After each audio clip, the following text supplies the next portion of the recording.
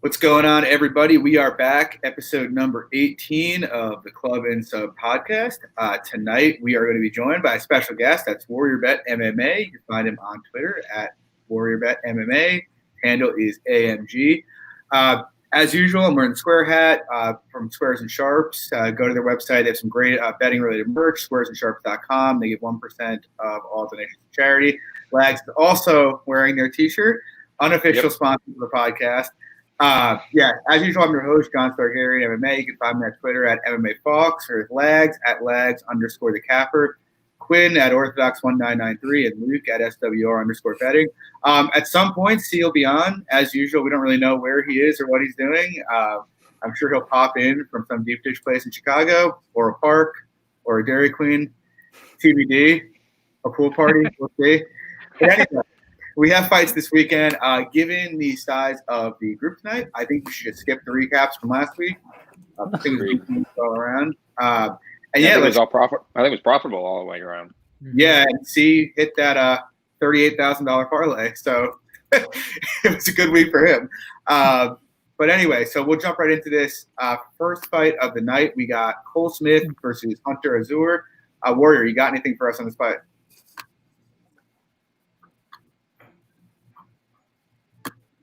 Warrior? AMG, you got me? All right, Lags, we'll go to you. Come back to honestly, no, I don't have a bet as of right now, but I looked at this yesterday. It wasn't one of the first fights that – you got me? Yeah, I got you. Yeah, you're good. Hello? Yep. Hello? Yeah, you're good. Am I lagging or what? No, you're good. You're lagging a bit, but you're fine. The fights this isn't one of the fights I kind of prioritized. I kind of take this yesterday, but I honestly do feel the line is a little bit wide, to be honest. I don't know. I think Hunter. I don't know if it's just my bet on Hunter Azure talking to me and saying don't go anywhere near this guy. But honestly, I do think it's a little bit wide. Cole Smith is one of those guys. I think if Cole Smith can make a close fight with his last opponent, what was his name? I don't even remember his name. Miles Johns. Yeah, if he can make a fight close with Miles John, I think he can do the same here. I know Hunter Azure has a pretty good wrestling background, but Cole Smith strikes me as one of those kind of guys who's gritty, who's going to bite down and just go forward. I mean, outside of a knockout, I think throughout the 15 minutes, I think Cole Smith can make this a good fight. But yeah, I think the line's a little bit wide. I don't have a bet here as of right now, but if the line keeps creeping, keeps going at widening, I think I might place a bet on Cole Smith here, but no bet as of right now. Lex, how about you? Yeah, I guess kind of similar thoughts, but I mean, I liked Azure where the line originally opened, like -180, -200, and I never got into that. It wasn't one of, like, similar to what he said, that it wasn't really one of those fights that I really prioritized. But I kind of think that Hunter Azure's get Smith covered here, like in every aspect other than the jiu-jitsu. I think he's kind of more of a one-trick pony. So, I mean, I think Azure wins in this spot, but I think, like you said, I think -240, -250 now. I think it's a little wide, so I think it would just be a pass for me. But I definitely like Azure for the win. Luke, how about you? Yeah, so I have 2 units on Hunter Azure at -185. Similar to what Lag said, I just think the guy's a bit of a one-trick pony. And even in that component, he did just recently receive his BJJ black belt, but I just don't think his wrestling is very strong. Now, he has gotten takedowns consistently, but there has been moments in all of his fights where he's literally like working to get takedowns, sometimes for just extended minutes of time. I just don't think his wrestling is very good. And largely he's a lot bigger than opponents, but he's getting a guy in Hunter Azure who's comes from a collegiate wrestling background.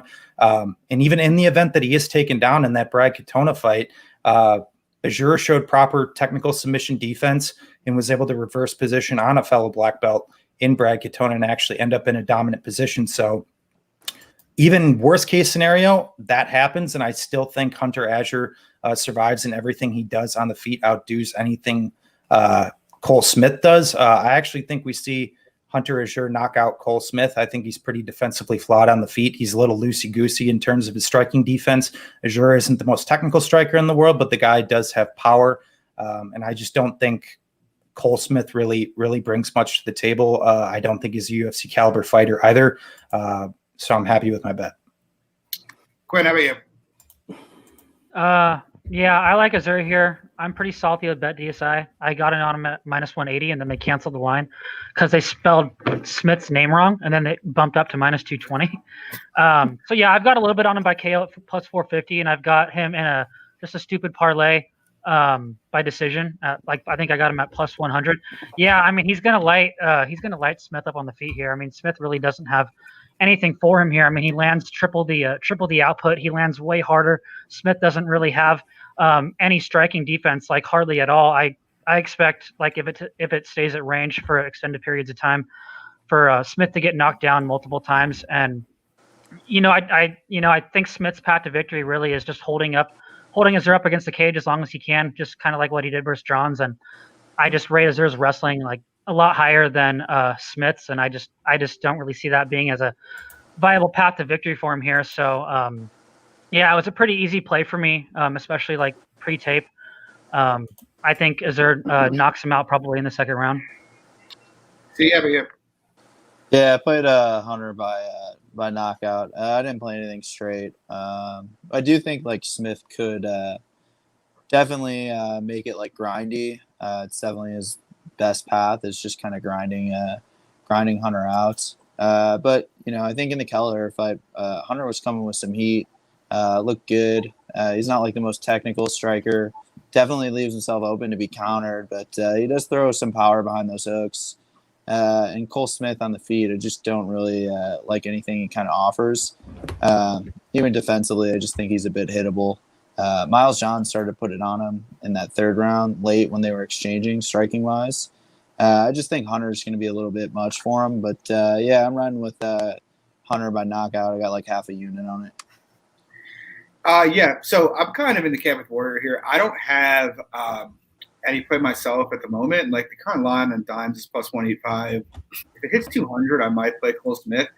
I mean, basically, I don't really disagree with what any of you guys are saying here. Like, Azure's obviously more athletic. He obviously has more tools. He obviously has power and can knock Smith out. My big issue is kind of the Katona fight because Smith's a gigantic bantamweight and Katona really is not.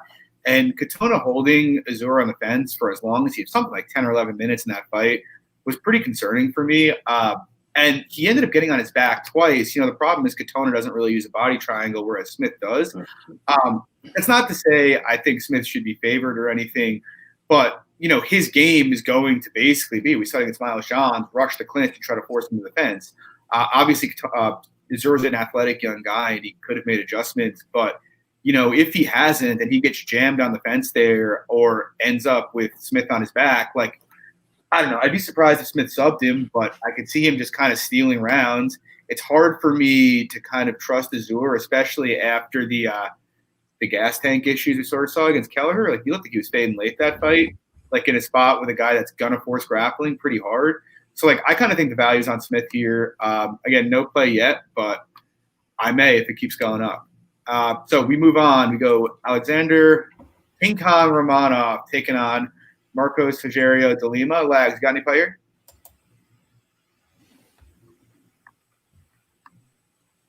Lags, you're mute. You're on mute. Oh, my bad. Sorry there. I think this is pretty much a complete pass and a dumpster fire of a heavyweight fight that I don't really think either side should be too confident in. Like, from a betting perspective, I think the under is a better look this fight. I don't really rate De Lima's wins in the UFC all too highly. Most of the guys are out of the UFC other than Ben Sisoli, but you could argue that he probably shouldn't even be in the UFC to begin with. So, and then with Romanov, I think his record's a little bit padded, as we've seen in the regional scene, but I don't know. It's a pass for me, but I would lean Romanov. I don't really like De Lima's striking all that much. I think it's just a lot of kicks, and I just don't think he mixes it up all that well. So my lean would be Romanov, but I mean, I think it's a complete pass. I have no confidence in that pick. Yeah, fair. Luke, how about you? So I was actually honestly considering betting Romanov originally, and I thought about it some more, and it's just a fight that I really don't want my money anywhere near, to be completely honest. It's one of those type of fights where I think we're going to get questions answered on Alexander Romanov. I do give a little bit more credence to him than we might hear from a few of you guys later on. My big thing is that, in the heavyweight division, I just feel like it's one of the most shallow divisions in the UFC. I don't think you need to necessarily be this technically proficient fighter to necessarily get wins. And in a guy in Rogerio de Lima, as Lags touched on, I don't really think any of his wins are particularly very good. Either all the guys are out of the UFC, and Sassoli's probably also on his way out of the UFC. Yeah. And granted, the guys he's losing to are formidable guys too, but there's really no middle ground with the guy. And really, anytime he's faced any sort of adversity, he's pretty much quit. I just really haven't seen him handle any of that all that well. And even when guys have wanted to take him down, and the guy in Romanov, who's going to come out here and I would assume look to wrestle, he's getting taken down and getting taken down with relative ease. So the interesting point in this fight is, well, De Lima is a black belt. Romanov, has shown some submission ability, but it's over relatively spotty guys, and he hasn't shown very technical proficiency even in doing it. So the question is, it's just really where that gap is. How does De Lima deal with the pressure? And one thing I will give Romanov credit for, really, if you watch all of De Lima's fights, no one's really come out there and just worked a really grinding, high aggression output style against him. And I think that's something that Romanov is going to bring. So I'm picking him for a dub, but honestly, this fight could really go either way. I could see De Lima knocking him out. I could see Romanov knocking him out. I could see Romanov potentially getting a submission. We'll see where that grappling is against a black belt, which I still question in terms of De Lima and some of the mistakes he's made. But this is a fight I do not want my money anywhere near. Quinn, how about you? I like De Lima here. I think this is more of like a live betting type fight. I'm not a huge fan of Romanov, to be honest with you. I mean, he's got a good left body kick. He's got good leg kicks, but he really doesn't strike at all, and he's pretty hittable at range. And De Lima, he has some pretty good hooks, and I think he can walk him down and pressure him and light him up on the feet. I do think that he's going to get taken down here, but I also do think that De Lima can land takedowns here as well. And on top, De Lima's pretty decent on top. He's got some pretty good top pressure, and I think his jiu-jitsu is a lot better than Romanov's. So I definitely could see him holding Romanov down or passing as well. And on the mat, he is a quitter, and he isn't that great off of his back, but he was able to reverse position a couple of times. In his fight versus Adam, I believe. I'm not going to pronounce that guy's last name. And I just think his jiu-jitsu is a lot better. I mean, Romanov makes a lot of mistakes on the mat. I mean, he was fighting that 20-5 guy, and he had him in so many bad positions, and he wasn't really able to finish him till the third round. He had his back a couple times and didn't put in hooks, and wasn't really able to posture up or land much ground and pound on him, which was kind of concerning for me. I just think he's pretty green here. Like Luke said, I think we're going to get a lot of questions answered, but I do think De Lima is overall the better fighter, so I'm going to pick him, but I'll probably just stay away and look to bet this live. See, how about you?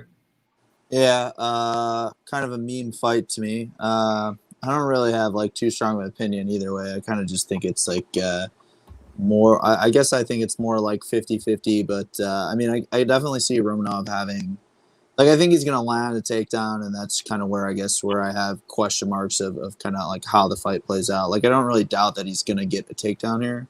I just kind of really don't have a good read on what's going to happen once he takes him down.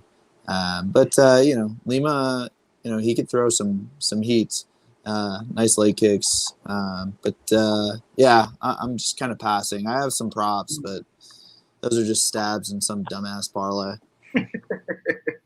Well, you hit a dumbass parlay last week, so maybe not stabs. So I have a unit on De Lima plus 102. I actually might add to it since he's at 120 right now. Pretty much, look, I always advocate for physicality and activity, which obviously Romanov does.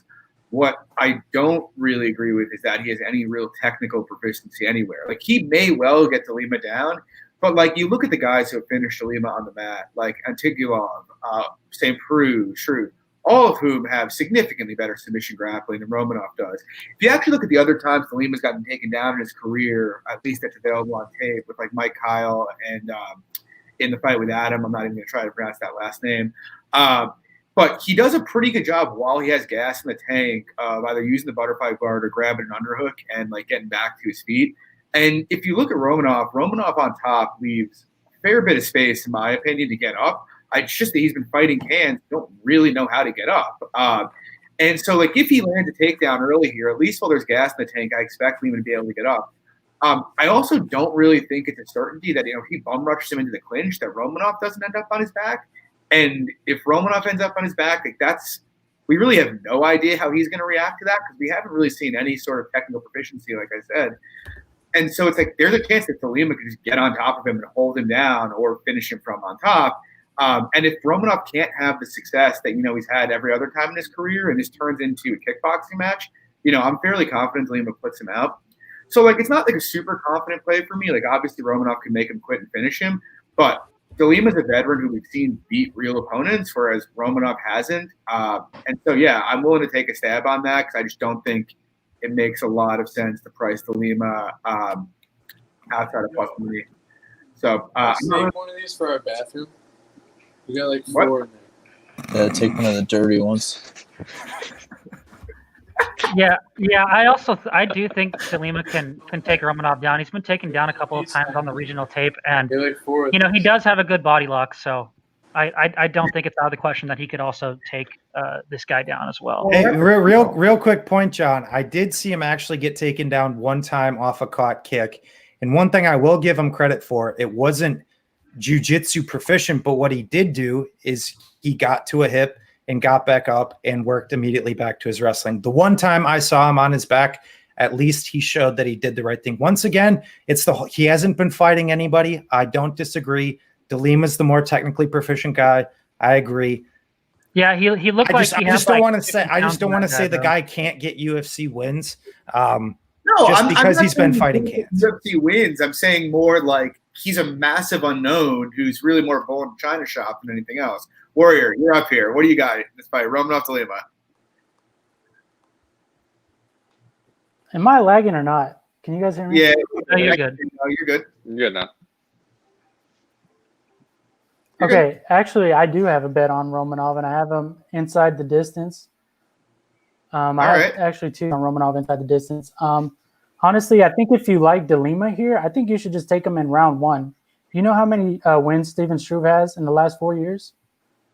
1. And you know who it's against? Lima. I mean, if this was open weight, Alexander Romanov, the fights previous to last 2, he was competing in open weight.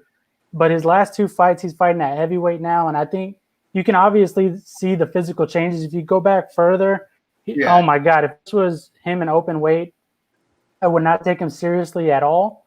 But I've seen physical appearances for him, and I just think if Lima doesn't get this, I think it's all up after that. Probably would for if I didn't fight. He actually does have cardio. Yeah. Against I don't know who was it. He went through with his last opponent, I think it was. But anyways, I just think it's Lima in round 1, and if not, I think it's going to be all Alexander Romanov in rounds 2 or 3. And like you said, I think Romanov. I liked his patient approach in that last fight.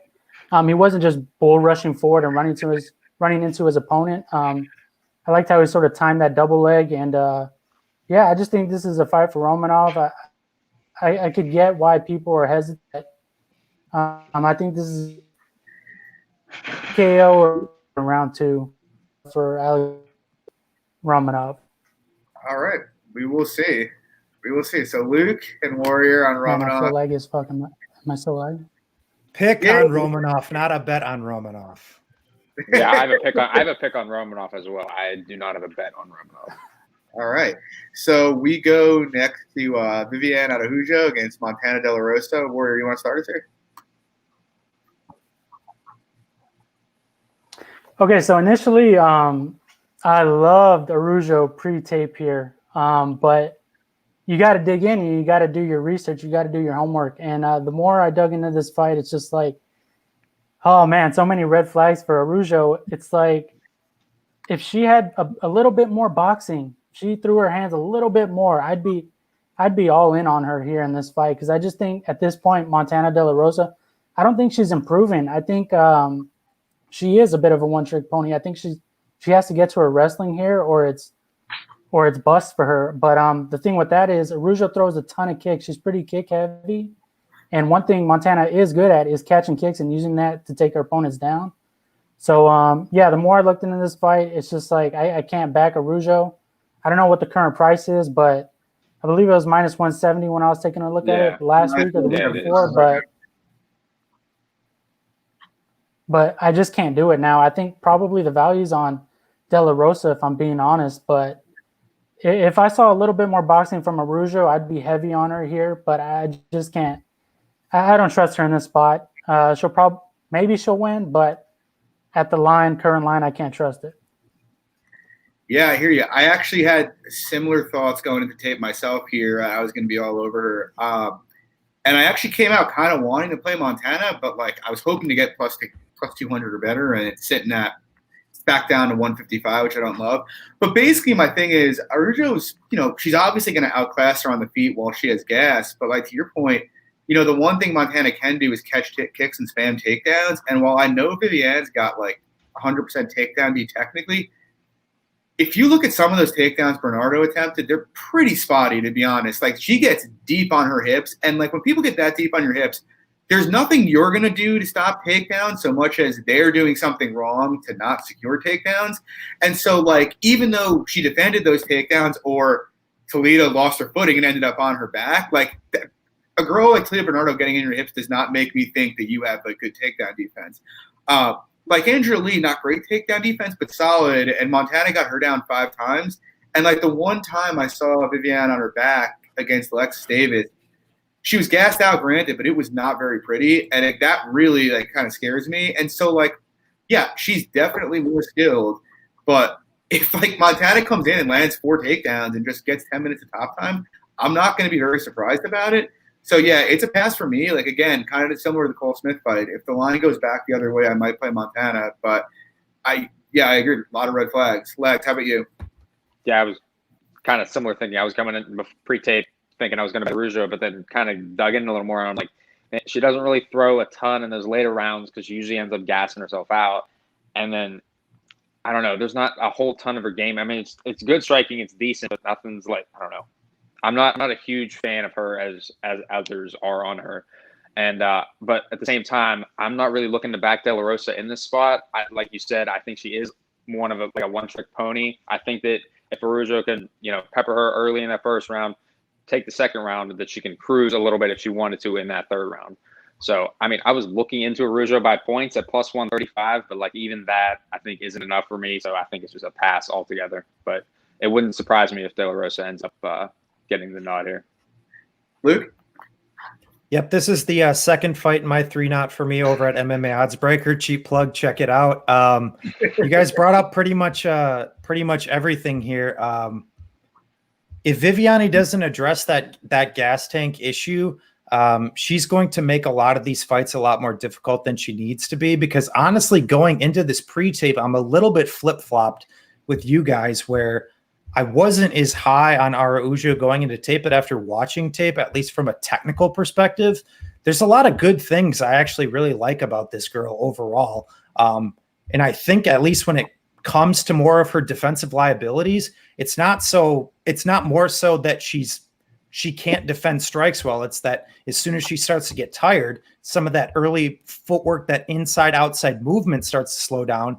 And then that's when girls be able to start to capitalize on that. So once again, I don't think it's a defensive issue. It's just a cardio issue. If she fixes that, I honestly think Viviane Araujo is competitive, if not beats a very large majority of the girls at 125 pounds. But if you don't have gas, man, it really doesn't matter how technically proficient you are, because all those advantages you have start to go out the window. So my big question mark here is, was that Jessica I fight in her last fight the wake-up call that she needed to address the cardio issue, because actually in the first round of that fight, she didn't look bad. The wheels just fell off in the second and third round. I like I said, I think she has the skills to compete with a majority of girls in this division, one in which is relatively probably the most shallow division in the UFC, if I'm being honest. But yeah, I can't advocate backing a girl at minus 170 or near minus 200 who has consistently shown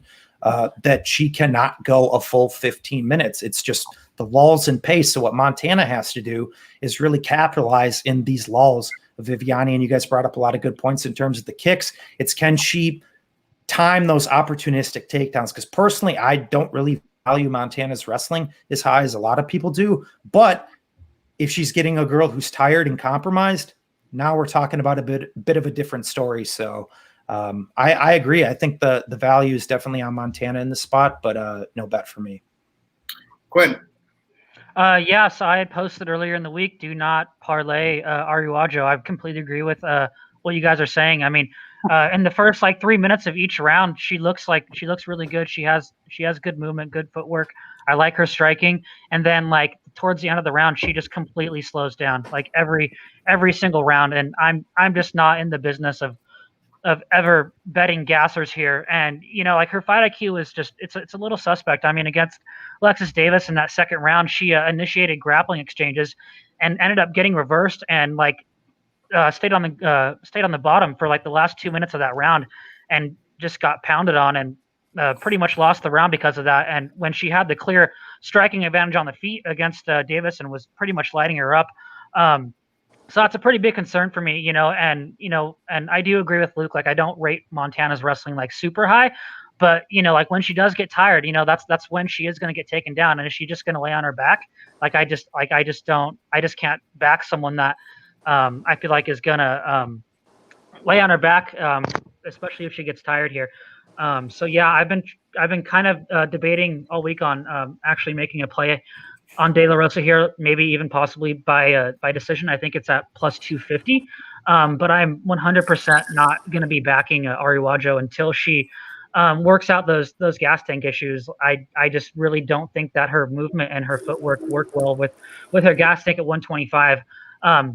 I think at 135 her cardio was a little bit better, but with that weight cut and especially during the pandemic, I just do not trust her to last the 15 minutes without slowing down or gassing. So I'm probably going to pick Araujo, but I'm in no way going to be playing her at all. So C, back in from the pool party just in time to give your breakdown for Araujo and Montana. Yeah, I'm super duper confident in this one. I'm going to pass. All right, we move on to don't pass. Andre Muniz and Bartosz Fabinski. Luke, I believe you have a play here. You want to give us a breakdown? Yep. So I have 1 unit on Andre Muniz at plus 155.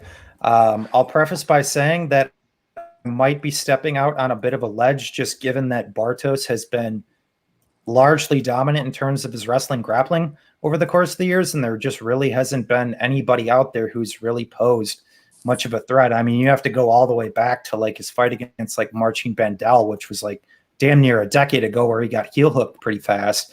But outside of that, the guy's been pretty dominant. But I will say I'm a lot higher on Andre Muniz than a lot of people are. I think he's an excellent addition, I should say, to the middleweight division. I think he's got really solid jiu-jitsu. For a primary BJJ player, I feel like his striking is actually pretty good. He throws in combinations well. Definitely has some sting on the end of his punches. He's hurt multiple guys too. So the really interesting thing in this fight to me is, first, every fight starts on the feet. And we saw in the Tractor Prozeric fight where he's fighting a guy, who's shown at least some competence in terms of his defensive grappling to be able to keep the fight upright. And he got clipped early and then ultimately standing guillotine. So when it comes to the striking in this fight, there is massive levels here. So when that clash happens, I honestly think there's a chance that Muniz knocks him out, but I will play a little bit more on the conservative side to say that Bartosz is going to get takedowns here. And if that's the case, he's largely had good control opponents, but he's not fighting guys at the caliber of Andre Muniz. Bartosz has just been beating bums, if I'm being completely honest. Darren Stewart has absolutely zero takedown defense, and incompetence in the grappling realm. Emil Mech can't stop a takedown, hasn't been able to historically. Hector Urbina, gone from the UFC. Gareth McClellan is an absolute trash can. So he's fighting a guy who's actually competent and knows what to do off his back, who's also very active in it. He's not a guy who's just going to sit there and necessarily play guard per se. He's constantly moving his hips. He's constantly working to try to either set up submissions, sweeps, or work to get back to his feet. So I think we see an upset here. If Muniz doesn't knock him out in those close exchanges, I actually think he submits Bartosz Fabinski. Quinn? I actually am completely on the other side. I like Fabinski here a lot. I have 1.5 units on him by decision at plus 130. He's going to land takedowns against Muniz here at will, especially early, especially in like the first couple of rounds before he starts slowing down. And I am personally just not I'm not high on playing the jiu-jitsu player against a wrestler in Fabinski. Like I love Fabinski's game. He's going to pass to half guard. He's going to figure forward the legs. He's going to use wrist control. He's going to use that head position. I just don't think he's really going to give Muniz much space to work his game. I could be completely wrong here, but I do think that he's just going to be winning this entire fight. And, like watching his Muniz versus Araujo, like Araujo didn't really have too much trouble in his guard. And I do think that Fabinski is definitely a better grappler than Araujo. And I just don't think he's going to give him much space. And I think he's just going to do what he always does against Muniz here. And, Muniz, he slows down a bit too as well. So I definitely think the longer the fight plays out, it definitely favors Fabinski here. So I like the decision line a lot. Fabinski is not really a finisher. His striking isn't that great, and he's not really a submission artist. So I definitely like the plus money that I got on the decision line here. So I have 1.5 units on Fabinski by decision, and we'll see how it goes. Warrior, what do you got?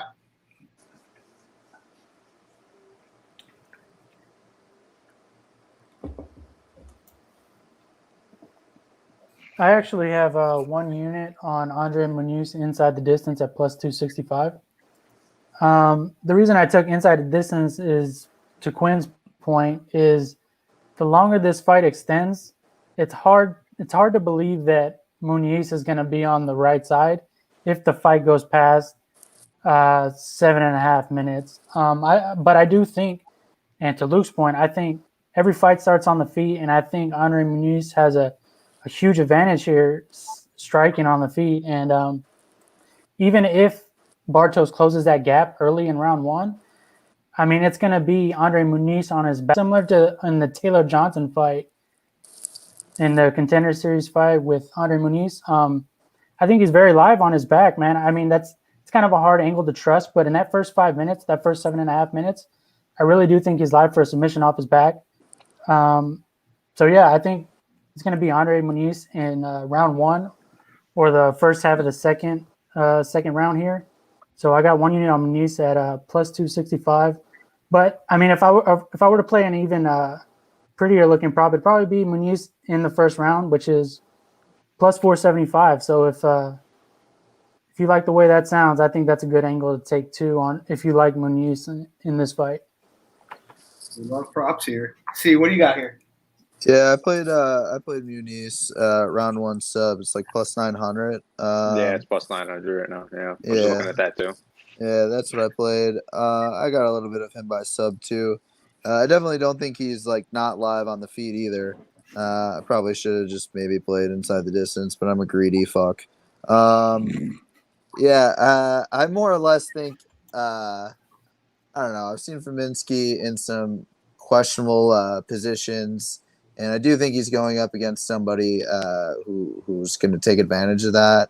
I do think I don't think Muniz is. I guess I don't rate him that highly, but I think this is a pretty decent matchup. But yeah, I mean Fabinski, the later it gets, he's just going to fucking grind you out on top. But yeah, I tend to think Muniz is going to win. Well, if he's going to win, I just tend to think that it's strongly going to be in that first round. Yeah, man. I've gone back and forth in this fight all week, to be honest. Like, my gut is kind of that, like, Bartos probably outperforms this line, but also, like, you guys know, like, how much I love wrestlers against guard players, but I usually love those because those wrestlers tend to use, subs from guard to pass. And that's kind of where my fear with, like, Bartos comes in. It's like the few times I've seen him actually fight someone who was playing with guard with him were, first of all, not against very good jiu-jitsu players, but also he's got a bad tendency to put his hands on the mat, and his reactions to triangles and arm bars isn't really to try to use those to pass the dominant position. It's to explode out. And, like, that can work against, real shit grapplers. But, I mean, could it work against Muniz? Yeah. But it's also, like, it's like Roosevelt Roberts against Jim Miller. You're doing him a favor and try to explode up out of an armbar attempt, realistically. And so it's like I've been thinking about, like, I'm not going to play Muniz. I've been thinking about a Fabinski play because, like, I do agree, like, the deeper this fight goes, like, if it clears, like, the 6-7 minute mark and they're sweaty, I think Fabinski probably rolls him, to be honest. But I do think he's going to walk through the fire in the early part of this fight. And so it's like I haven't decided if I'm going to make a play yet. I might do something like small stab on Muniz round 1 and Fabinski decision. But I'm just not very comfortable with the fight altogether. Like, Fabinski, I think, is obviously going to be the minute winner because, like, I don't disagree with you, Luke, that he's probably definitely the better striker here. But we also, I think, know Fabinski's not going to stand at range for more than, like, 2 seconds at a time. So I expect him to be the minute winner. But, yeah, I mean, there's a lot of opportunities for Muniz to finish this fight, which is pretty concerning for me. Lags, what about you? Yeah, similar to you, I've kind of flip-flopped back and forth all week, kind of what I'm either rolling with Fabinski by decision or Muniz inside the distance. And I kind of just stayed away from the fight in general. I kind of am leaning towards the Muniz side because I feel like this is that one fight where Bartos doesn't really have that huge grappling advantage against his opponents. Like Luke touched on, I think most of the guys he's facing are bums, like Milmek.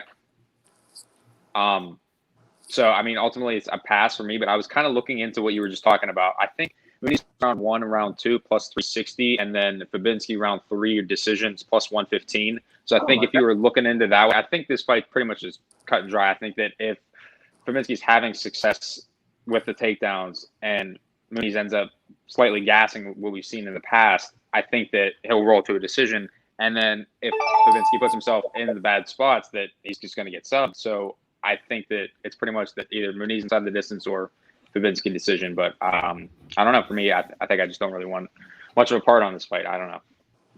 It's kind of a weird week. I don't really like a ton of spots this week. It's kind of a lot of weird fights. Yeah, I don't disagree with any of that. It's kind of how I feel too. Like I kind of feel like I have an angle, except you're right. Confidence interval is so small in that angle that like, I probably shouldn't be playing it. So anyway, we move on. Fun fight here. Jalen Turner, Thiago Moises. Quinn, I know you got a bet here. What do you think?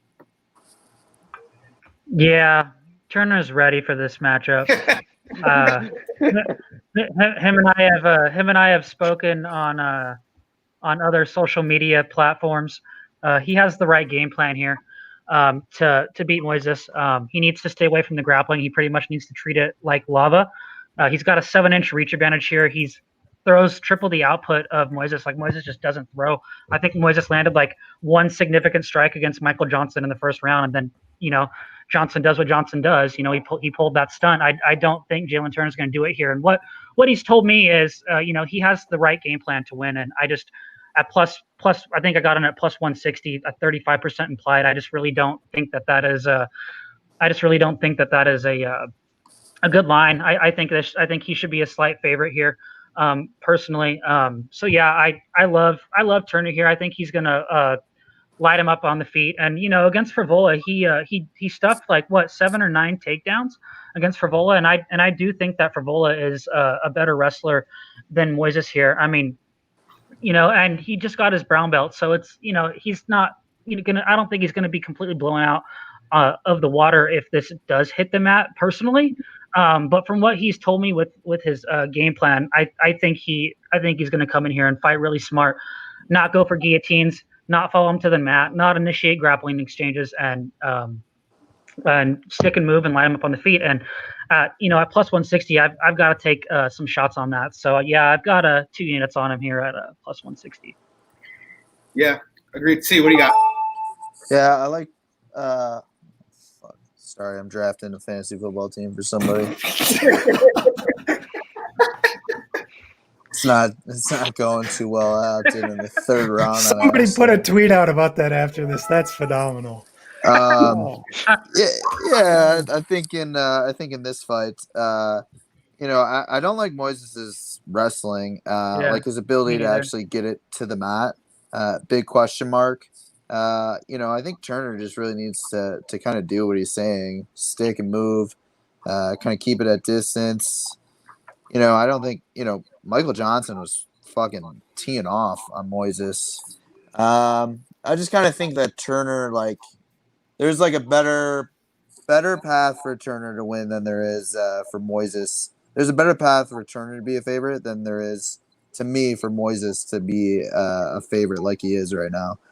Like, honestly, if the fight was like 55-45 Turner, I'd be like, okay. That's kind of like how I see it. I think it's closer like 55-45 Turner. Just because, I mean, Moises like doesn't really have wrestling. And I don't think Turner's that like going to be like insta sub. But yeah, I like Turner. I don't have any bet on this, but I picked Turner. Warrior, what do you got?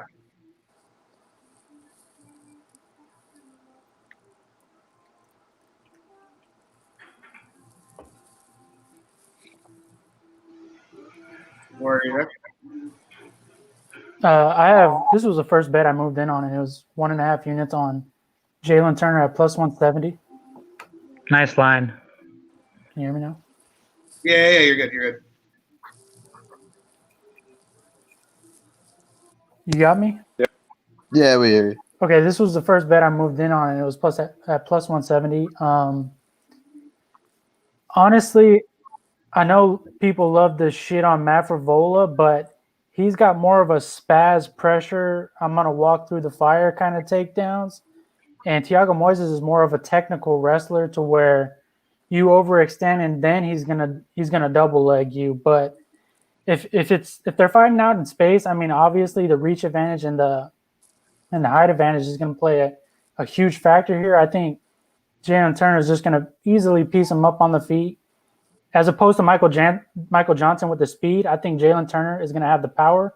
So as opposed to Michael Johnson hitting him with 30 shots in that first round, I think the 10th shot of Jalen Turner is probably going to hurt Thiago Moises as opposed to Johnson just hitting him 20 more times. So I think Jalen Turner, an interesting line here was Jalen Turner by decision. I think it's kind of I think it was plus 475, Jalen Turner by decision. That was kind of an interesting line to me, but I think he's got the right mindset here, similar to what Quinn said. He was actually I was messaging him too. So I think on the feet, this is going to be Jalen Turner all day, and I really don't trust the wrestling of Thiago Moises. If Jalen Turner can keep his distance and stay behind that reach and that jab and those front kicks, I think he's going to have an easy night. And I could see Jalen Turner by decision here, but I think he's probably going to knock him out in the second or third round. Yeah, agreed. I'm actually the only thing. So, like, I'm big on Turner. I have like 3 units on him at the plus 170. The only thing really scaring me is that literally everybody on BetMMA is on it, and it seems like whenever that happens, bad things tend to follow.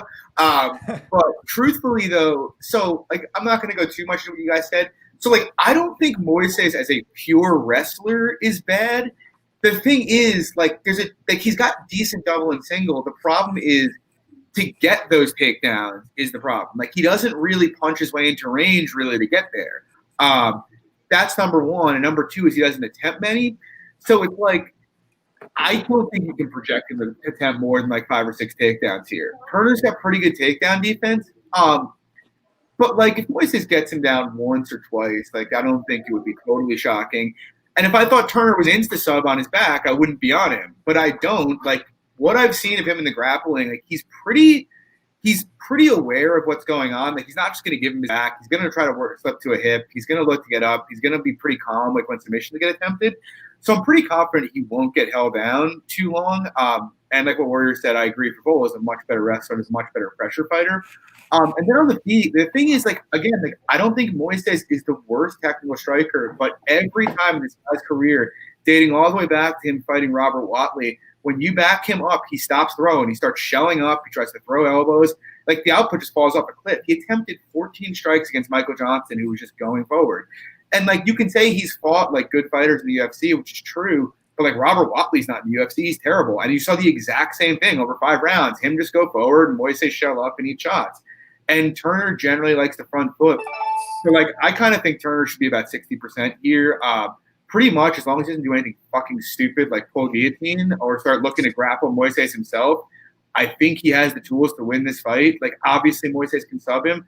But I'm pretty confident that, like, as long as he just stays calm and does the things he's done on bottom before, he can probably work out of it. So, yeah, I'm big on Turner here. Lex, what about you? So for me, it was kind of like, as soon as I started taping, it was instant red flags for both guys for me. So I kind of stayed away for me personally. So Moises, I mean, you guys kind of touched on it. I think on the feet, he's pretty low output if this fight stays standing. So he's not going to be ending up winning a decision here. And you guys touched on perfectly, his wrestling isn't that great. He doesn't set it up that well, and he doesn't really land that many takedowns. And then on the flip side with Turner, he defends every single takedown with the guillotine. So that's kind of a red flag for me. But now I think that he's still in that age where he's going to be making improvements compared to Moises here. But I don't know. I just don't really think Jalen's going to – I don't know. Like, another big red flag for me was Jalen not stepping on the gas enough. But I think that in this spot, he's going to have such a huge advantage on the feet that it's kind of just going to be night and day with the striking. So I think you guys are spot on with Jalen here. It's just kind of like you touched on. I think everybody kind of being on one side here is kind of I hate it. Yeah. For me, that's not the reason why I'm staying off. For me personally, it's kind of like I think Jalen's still fairly green, and I think I'd rather watch the improvements than stepping into the fire. But I think you guys are spot on this fight. Luke? So I'm going to play a bit of contrarian since everybody's on Turner here, just to make it interesting. But no, I definitely agree, though, guys. If you got in on Jalen Turner at like plus 170 or some of those bigger dog odds, I definitely don't hate that bet. And honestly, I probably would have made it myself. I didn't get to the fight fast enough, and I ultimately ended up passing, obviously. But just to make the case for Thiago Moises, I think the guys had a ridiculously incredibly tough schedule since entering the UFC. Like, the dude gets pitted against Beneil Dariush, then Kurt Holloway. Matt, obviously he gets a W there, but then he's fighting a guy in Damir Ismagulov, who in my opinion is probably a top 15 155 pounder right now. I rate the guy extremely highly. And then Michael Johnson. What's up? So that guy's top 5. Sorry to cut you off. I think so, to be honest. I think the guy has championship potential, to be honest. But and then in Michael Johnson, we can say what we want about Michael Johnson, but at the end of the day, in my opinion, Michael Johnson, weight class aside, has some of the fastest hands and best boxing in the UFC. He just ended up pulling a stunt. Granted, he was winning that fight. It is what it is. So to me, in this fight, it is definitely a very winnable fight for Jalen Turner, but my biggest question that does not come from the Turner side. It comes from the Moises side, and it all comes down to how does Thiago Moises approach this fight? Does he sit there and stay on the outside and look like a deer in the headlights? Because if he does, then Jalen Turner's going to absolutely pick him apart. But if we do see a more aggressive Thiago Moises who's going to come forward and try to get inside to land some of those big pocket exchanges, because I actually do think Thiago Moises' hands are relatively underrated. I think the guy's fast. He throws in decent combinations. It's just the fact that the guy's going up against 3 really solid strikers with excellent takedown defense historically in the UFC. But if you go back, I know you referenced the Watley fight, definitely not a great look for him. But outside of that, anytime he's going forward, I think he's actually looked decently well. So it's how does Thiago Moises close distance effectively? Because if he can do that, that's going to set up his striking, which is also going to set up his takedowns. From there, if he can work his takedowns, granted, I'll touch on it real quick. I don't think his wrestling is great offensively, but at the same time, when he actually commits to it, I think he actually does a decent job. It's kind of when he's like in and out wishy-washy, that's when it's a little iffy. But when he actually commits to his takedowns, he gets them. So I know Jalen's a brown belt. He's shown some defensive responsibility, but my thing with Thiago Moises is, man, this dude's jits is very, very good. The dude went to OT at EBI finals against Richie Martinez. Like, dude's jiu-jitsu is really good. So I think there honestly is levels on the ground here. Maybe Jalen does survive, but honestly, I think if Thiago Moises comes with the correct game plan and this fight hits the mat, I think he schools Jalen Turner. But from a picking/value perspective, definitely Turner's the side. All right, so we move on to – this kind of sucks because originally Brian Kelleher, Ricky Simon. I like Kelleher a bit there. We got Brian Kelleher, Kevin Natividad. I have no play here. I haven't taped Natividad, so I'm going to pass. Slags, what do you got, you? Similar thoughts here. I have not taken Natividad here, so it's a pass for me. Probably going to look at that tomorrow. Luke?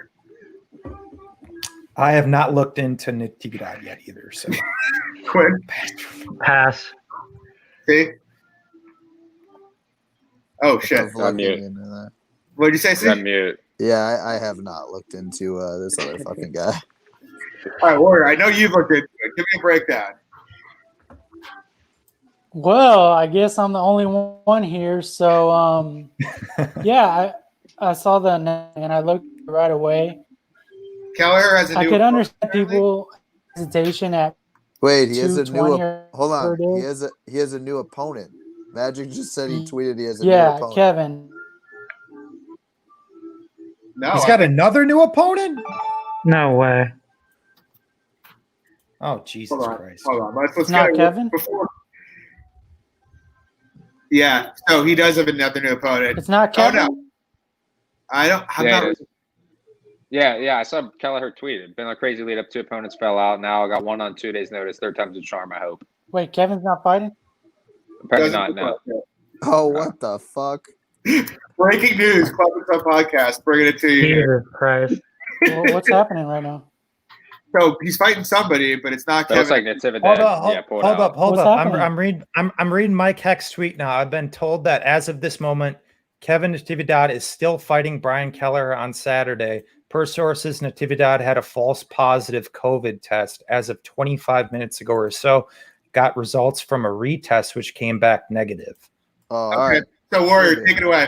Jeez, quit fucking cutting me off, guys. I was going to give you the best breakdown of all time. What the fuck, guys? No. I could see why people are hesitating at the current line. Minus 220, Brian Kelleher. But to be honest, this guy, Kevin Natividad, I think he's super one-dimensional. He's super heavy on that lead leg. And he's a one-dimensional boxer. If you go back and you watch that fight, Estrada was giving him so much trouble in that first round, just literally moving. And I didn't to like from Kevin here. So honestly, I think he does come forward. He does bring that pressure, and it looks like he's got some power. So I think that makes it kind of interesting. I think Brian Kelleher has some good footwork. Actually, I thought under 2.5 would be good, a good guy to take in this fight. But honestly, I think Brian Kelleher's durability is pretty top notch here. And it took John Lineker 3 rounds to get Brian Kelleher out of there. So I kind of don't question the durability of Brian Kelleher.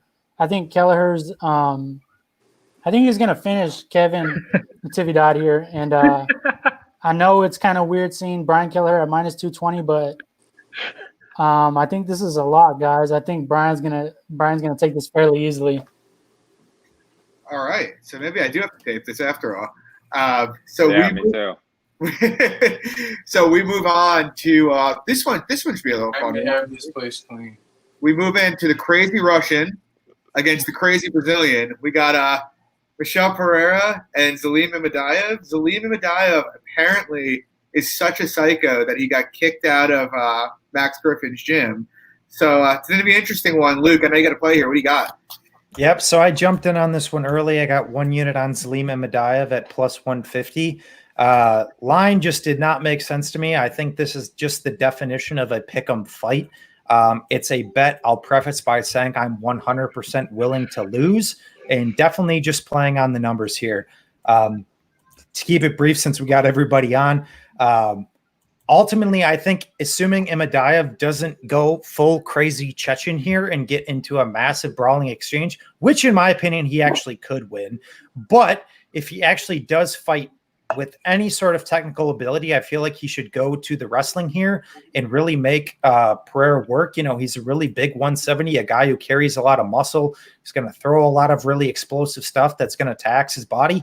And if Imadaev really makes him work, I think that's also going to open up his striking over the course of the latter rounds of the fight too. And I think a lot of people are making the mistake and seeing, you know, Imadaev is 0-2 in the UFC. In my opinion, I think there's a very valid argument to be made there that he actually beat Max Griffin. I thought he was relatively competitive with Danny Roberts before getting absolutely sparked. The dude has some power. I mean, in terms of his technical striking, it's definitely a little raw. His technical wrestling, it's still a little raw. The guy's only 25 years old. I'll give you that. But he's a tough guy. You know, these Chechen dudes are not motherfuckers to play with. Like, you know, the guy's going to be ready and come in here to fight, win or lose. So I'm definitely down to back a guy like him in this spot at plus 150. You know, Pereira could definitely come out here, throw some flashy shit, piss Imadaev off, and come out here and spark him. I would not be surprised at all. And to be completely candid, I'd be cool with losing that bet because honestly, I just feel like the win condition of Pereira is that big knockout. I just don't see him outworking a guy like Imadaev over the course of 3 rounds, coupled with a guy in Imadaev who also has power to put him out as well. So give me plus 150 on a fight like this all day. I feel like Pereira's KO or bust. Quinn, how about you? I don't have much to say on this fight. I think Pereira's pretty live early. I don't really trust Imadaev's ego to knock it into pocket exchange brawls here with Pereira. You know, I also don't trust Pereira to not do his spinning attacks and his flips and all the weird shit he does and gas himself out. So I really don't want anything to do with this fight. I'll probably just sit back and live bet it. It's gonna be an entertaining fight. I do think that, like, if Pereira comes out here measured and he doesn't do his you know, his front flips, his back flips, all that dumb shit, I do think that he is the better fighter in general. But I just don't trust him to do that. And with him gassing out, I do think that Imadaev is live later on as the fight goes. But I don't want my money anywhere near this fight for either guy. I'm just going to sit back and hopefully try to find a live bet spot here. See? Do you still think I'm a ginger, John?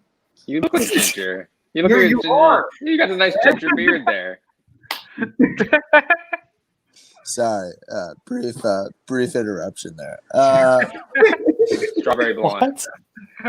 Yeah. Dude, am I crazy?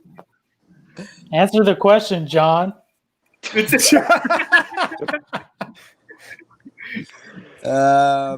of red. I like.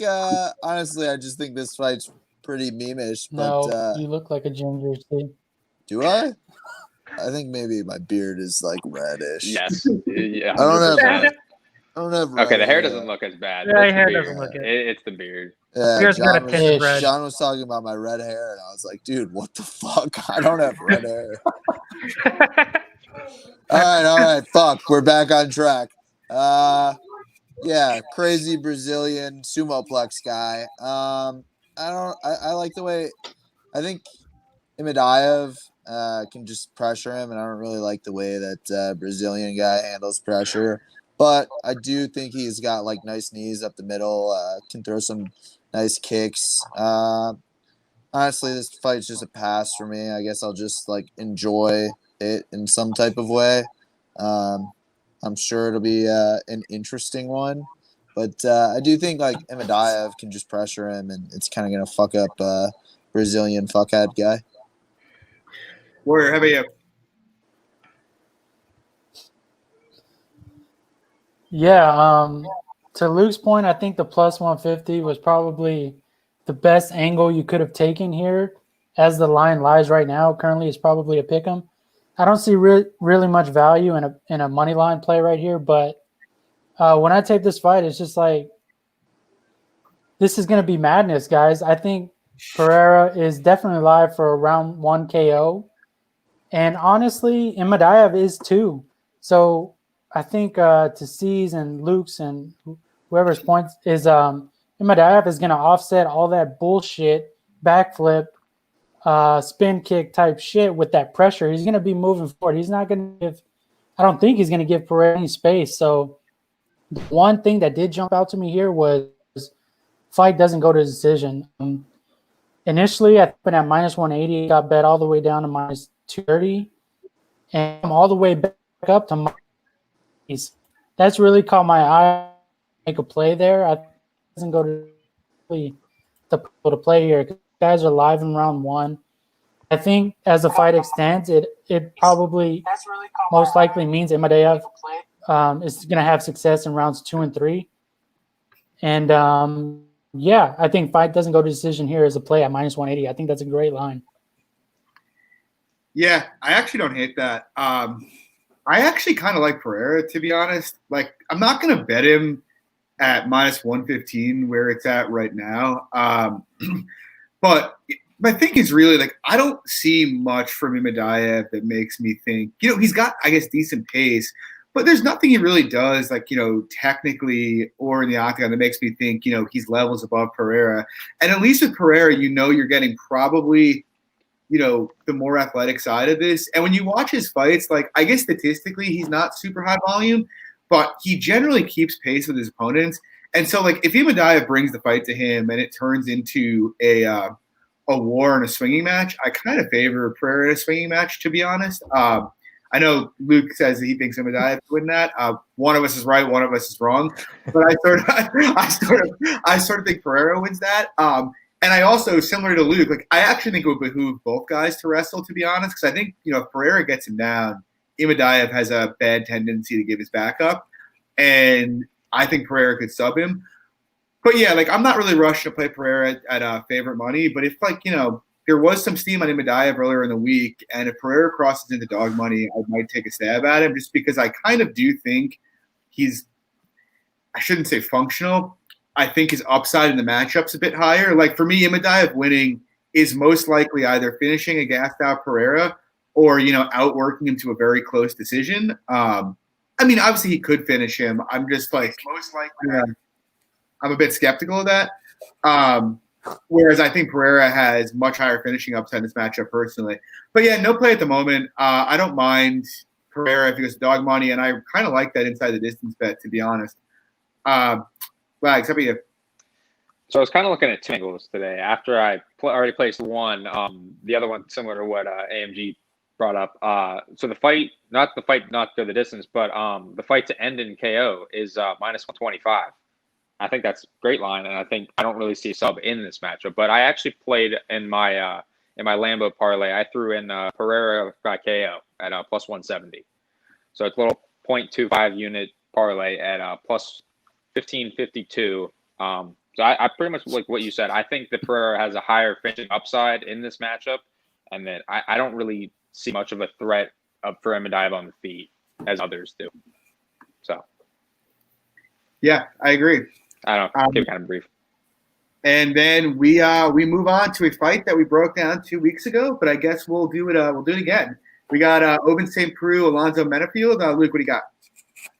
So actually, yeah, I think a large majority of us had bets on Manifield in the original iteration of this matchup. I actually just removed back in on this play today at minus 123. Originally had minus 120.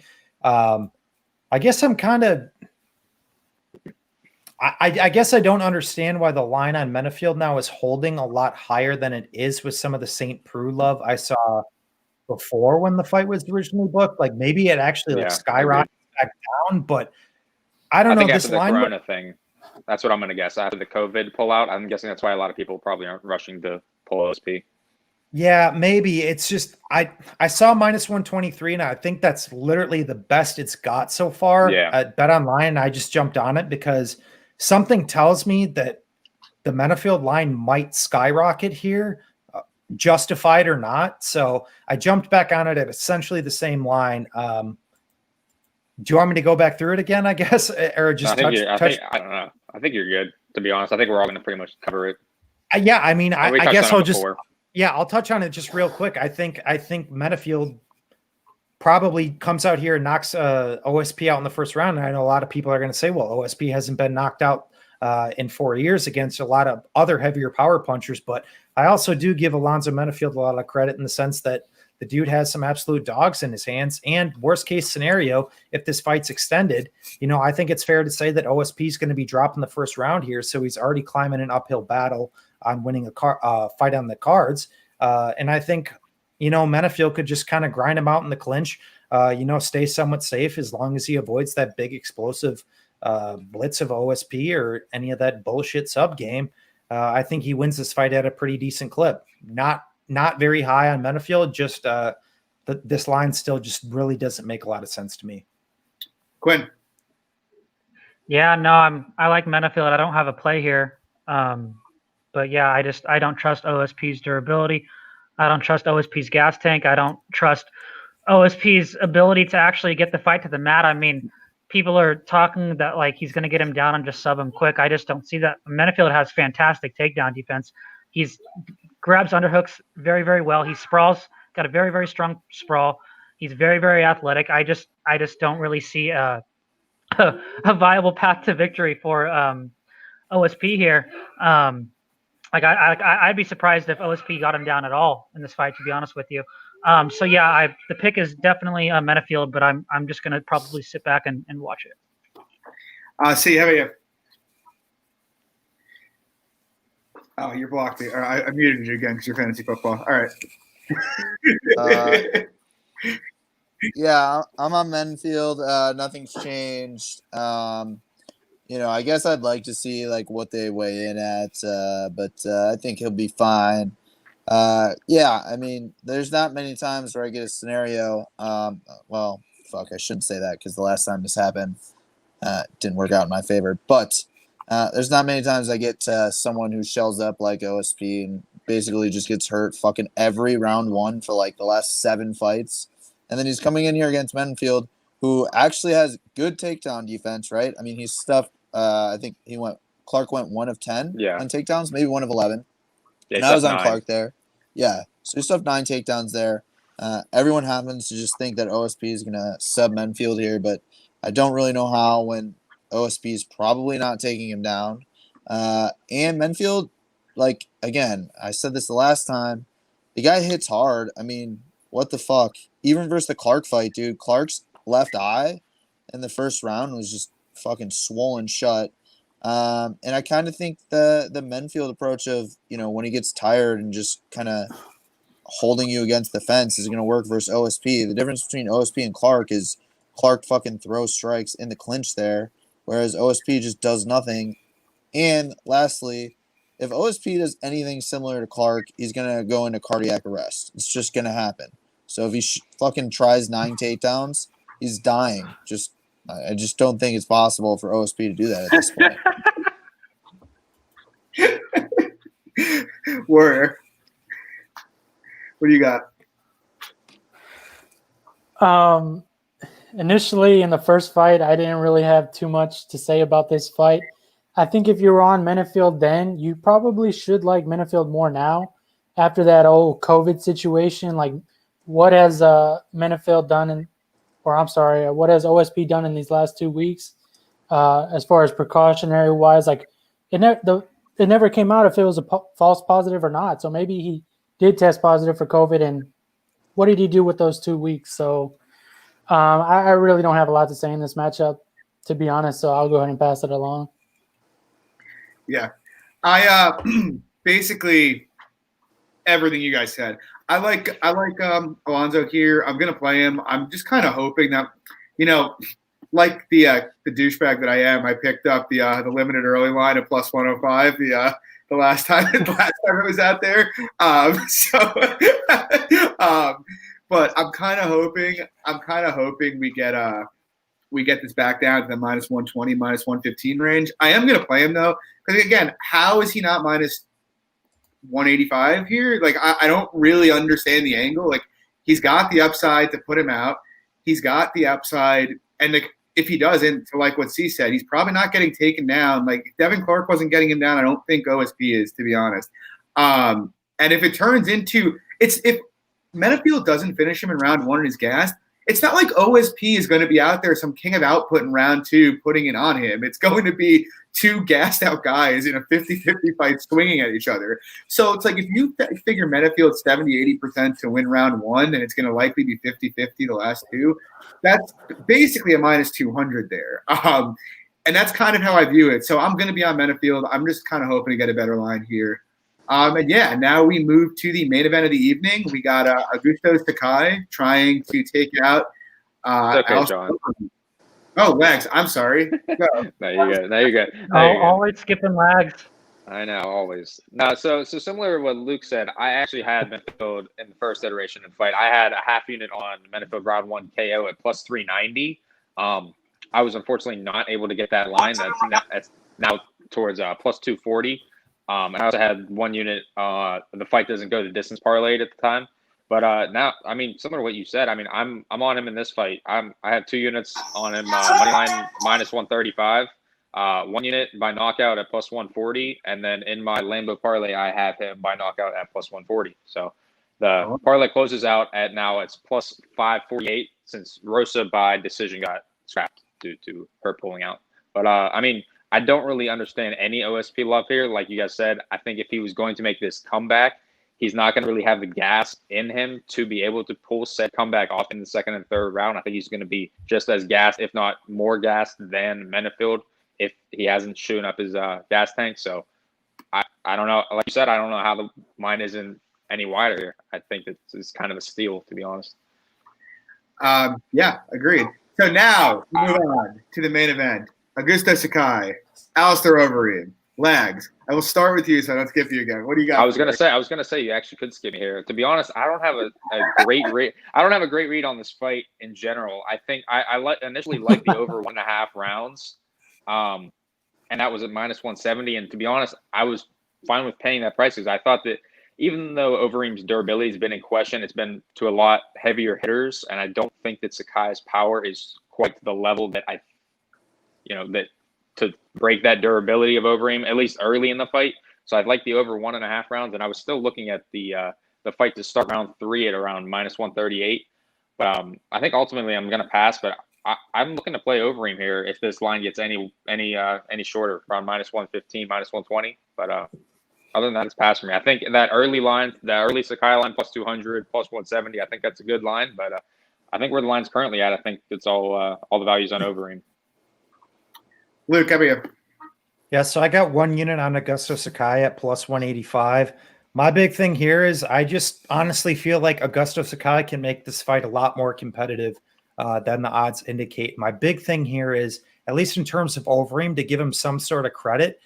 He's a guy who's adapted his style a lot more in recent years. He ate those really 2 big KOs. We've kind of seen him play a little bit more conservative, a little bit more point fighting based, a little bit more tactical. And I think it's actually worked out for him and has been a big component in extending his career. So I got to give him credit there. So my big thing here with Sakai is Sakai going to sit there and let Overeem play that pitter patter out point game? And my big reasoning here is I don't think so. And even if he does, I still do favor Overeem. But Sakai's a Muay Thai based guy and a guy who we've seen has pumped output at a very good pace, at least in terms of the heavyweight division. The guy lands almost over 5.5 significant strikes per minute. And I know a lot of people are going to sit there and say he lost to Arlovsky. I agree. And he probably would have lost to Ivanov if he didn't grab the cage. The guy should be 2-2 in the UFC. I get it. I get the narrative. I don't get that. I don't give a shit. I'm talking about the matchup. I get a guy at plus 185 in a fight that I think is going to be competitive. I don't care. Give me plus 185 on a guy who's fighting a dude who's 40 years old, who's going to sit there, step back on the gas and try to point fight and is going to sit there and try to find the big shot. Where Overeem obviously is extremely accurate in his strikes, high-level kickboxer, very powerful. I get it, but you're giving me plus 185 on a 29-year-old guy who I do think is a top 15 heavyweight, who's probably looking the best he ever has in his career despite some of those losses. I think he can make this fight competitive, whether that's either he finds the chin of Overeem or this fight's extended and he's going to be pumping more output than Overeem. So it's another one of these bets, man, where I'm just willing to lose. I think plus 185 in that early opening line was just a crazy number. Yeah, I agree with you. Quinn, how about you? What do you think here? Yeah, I have the over 1.5. I kind of talked about it in the chat when it opened on my book. It opened at like minus 140, and I got in at minus 142. I thought that was a really weird line. I thought it would open at like 2.5. Yeah, I don't think Sakai is really a very big hitter. He does pump volume, but like Overeem, he has pretty solid striking defense, and and recently he's really known how to like slow the fights down, clinch up against the cage, wear on people, and Sakai's never been 5 rounds ever in his career, I don't think, and so I really do think Overeem would be smart to clinch up with him here. Maybe try to land some takedowns, get on top of him, tire him out. So yeah, I really like the over 1.5. I don't really have a lean either way here. It's obviously not playable now. I think it jumped up to like minus 220. I think it's minus 210 in my book now. But yeah, I've this entire year we've been kind of I've been just burned on these heavyweight fights going over, and so I have no problem. I have no problem taking a shot on the over 1.5 here on a fight with like Sakai, who I just really think his punching power is extremely overrated in my opinion, and I really do like I said, I really do like Overeem's approach on how he has been in his last few fights of being a lot more tentative and trying to go to his grappling a lot more. And so, yeah, I love that play, and I think it's going to cash pretty easily. All right. What do you got, Warrior? Fight starts round 2. Use it in all your parlays. That's all I got to say. Next. I like that. See, what about you? I think Reem should probably look to wrestle. But he does have a tendency when he gets backed up against the cage to just shell up and be a bitch. And I happen to be on the whole fade Reem thing here until I get my money back because of Wall Harris. So Yeah, I was on pretty Wall there much, too. Yeah, that was bullshit. You're right, Magic. The fucking Walt Harris high kick fucking ruined everybody's night that night. He was looking minus 2,000 and then fucking instantly becomes plus 9,000. Wasn't it a front kick? Yes. Yeah. I don't know. It looked like the most unathletic thing I've ever seen. Yeah, it looked like somebody who, yes. It's pretty amazing that happened. Yeah, so let's just fuck Reem. Yeah, Sakai's the pick. Yeah. I actually got in on this like over a week ago when it opened and Areem got bet up. So I got on Betfair at plus 210 Sakai.